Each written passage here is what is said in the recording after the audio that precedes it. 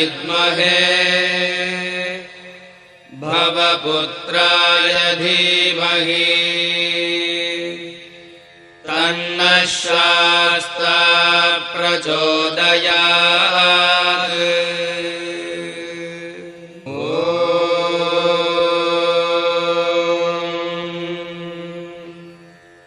भूतनाथाय विद्महे भवपुत्राय धीमहि तन्नः शास्ता प्रचोदयात्।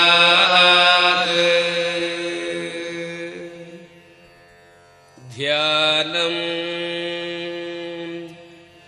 आश्यामकोमलविशालतनुं विचित्रवासोऽवसानमरुणोद्बलधामहस्तम् उत्तुङ्गरत्नमकुटं कुटिलाग्रकेशम् शास्तारमिष्टवरदं शरणं प्रपद्ये।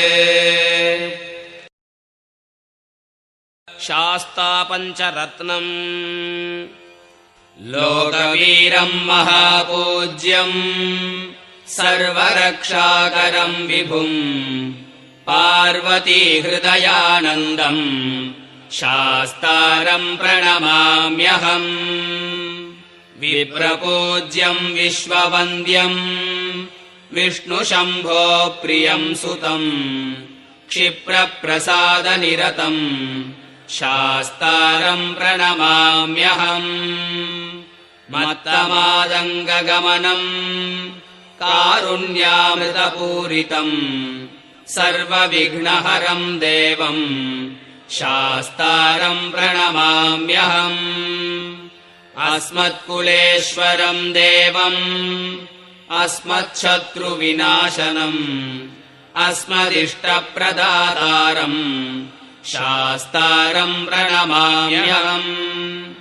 पाण्ड्येशवंशतिलकं केरले केलिविग्रहम् आर्तत्राणपरं देवं शास्तारं प्रणमाम्यहम्।